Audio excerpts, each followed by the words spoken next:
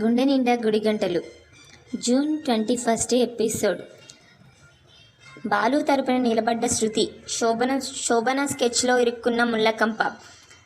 శృతి ఎప్పుడు న్యాయమే మాట్లాడుతుంది. కాస్త తొందరపాటు ముక్కుసుటితనం తప్పితే బాలులానే శృతి కూడా చాలా మంచి అమ్మాయి. ఈ క్రమంలోనే శృతి తల్లిదండ్రులు వేస్తున్న ఉచ్చులో బాలు ఇరుక్కున్నట్లే. అయితే అది తెలియని శృతి బాలు తరపున నిలబడి పెద్ద స్కెచ్కి కారణమవుతుంది.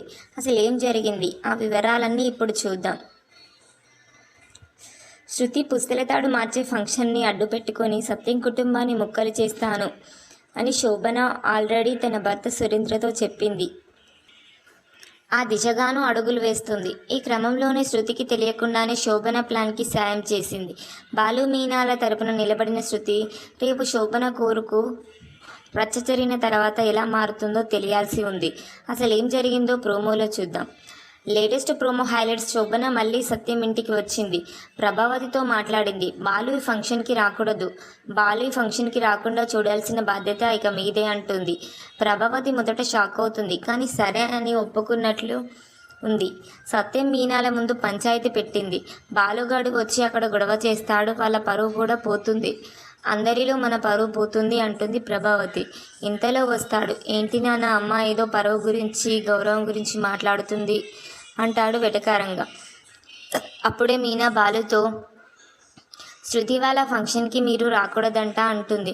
వెంటనే సత్యం మంచిది, బాలు రాడు సరేనా, వాడిని వద్దు అన్న చోటికి నేను రాను అంటాడు కోపంగా. ప్రభావతి బిత్తరపోతుంది. ఇంతలో మీనా కూడా కోపంగా నా భర్తను వద్దు అన్న చోటికి నేను మాత్రం సిగ్గు లేకుండా ఎలా వస్తాను అంటుంది. నిజానికి అక్కడ చిన్న పనికైనా పెద్ద పనికైనా మీనానే కావాలి. కాబట్టి మీనా అలా అనేసరికి ప్రభావతికి మరింత బిత్తరపోతుంది. ఇక ప్రేమలో సూపర్ ట్విస్ట్ ఏంటంటే ప్రోమో చివరిలో శృతి రవిలు వస్తారు, జరిగింది తెలుసుకుంటారు. అప్పుడే శృతి రవితో మిగిలిన అందరితో పాటు బాలు మీనా వస్తేనే ఈ ఫంక్షన్ జరుగుతుంది అని ఖచ్చితంగా చెప్పేస్తుంది. నిజానికి శోభన ప్లాన్ కూడా అదే, బాలు ఫంక్షన్లో ఉండాలి, తను చేయబోయే రచ్చకు బాలునే కారణం కావాలి అని.